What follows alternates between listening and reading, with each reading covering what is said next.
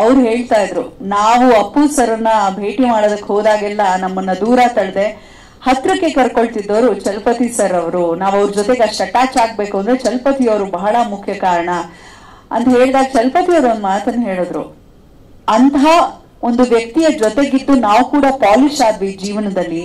Rude behaviour ಬಹಳಷ್ಟು ಜನರಿಗೆ ಇರ್ಬೋದು, ಅಂದ್ರೆ ಅಂಗರಕ್ಷಕರಾಗಿ ಗಾರ್ಡ್ ಆಗಿ ಜೊತೆಲಿದ್ದಾಗ ತುಂಬಾ ಜನ ಮುಗಿ ಬಿದ್ದಾಗ ಸೈಡಿಗೆ ಕಳಿಸ್ಬೇಕಾಗತ್ತೆ. ಆದ್ರೆ ಅಪ್ಪು ಸರ್ ಅವರ ಬಿಹೇವಿಯರ್ ಹೇಗೆ ಅಂದ್ರೆ ಯಾವುದೇ ಅಭಿಮಾನಿಗೂ ಅವರು ನೋವು ಮಾಡ್ತಿರ್ಲಿಲ್ಲ. ಅವ್ರ ಜೊತೆ ಇದ್ದು ನಾವ್ ಹಾಗಾಗಿದ್ವಿ ಅಂತ ತುಂಬಾ ಮಿಸ್ ಮಾಡ್ಕೊಂಡು ಮಾತಾಡಿದ್ರು.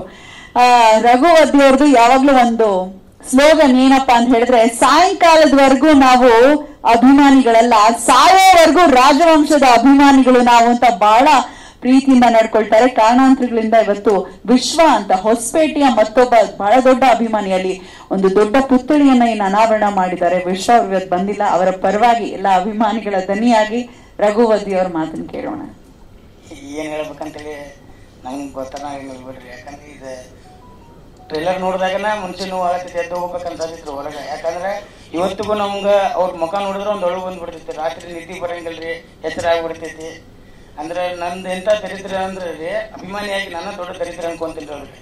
ಲಾಸ್ಟ್ ಅಭಿಮಾನಿ ಮನೆ ಅಂದ್ರೆ ನಂದ ಮನೆಗೆ ಬಂದಿದ್ರಿ. 25 ನಿಮಿಷ ನನ್ನ ಮನ್ಯಾಗ ಬಂದು ಕುಂತ ನಮ್ಮ ಮಳೆಯನ್ ಜೋಡಿ ಮಾತಾಡಿ ಹೋಗ್ಯಾರಿ.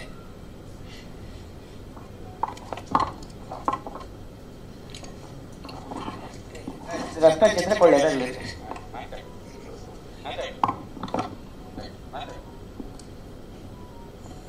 ಹುಬ್ಳಿ ಬಂದಾಗೆಲ್ಲ ಹೇಳ್ತಿದ್ರಿ, ಅದೇ ಸ್ವಲ್ಪ ಹೊತ್ತಿನ ಫೋನ್ ಮಾಡ್ತಿದ್ರಿ ನಂಗೆ, ಬಾಸ್ ಬರಾಕತ್ತಾರ ಬಾ ಅಂತೇಳಿ ವೆಲ್ಕಮ್ ಮಾಡ್ತಿದ್ದೀರಿ.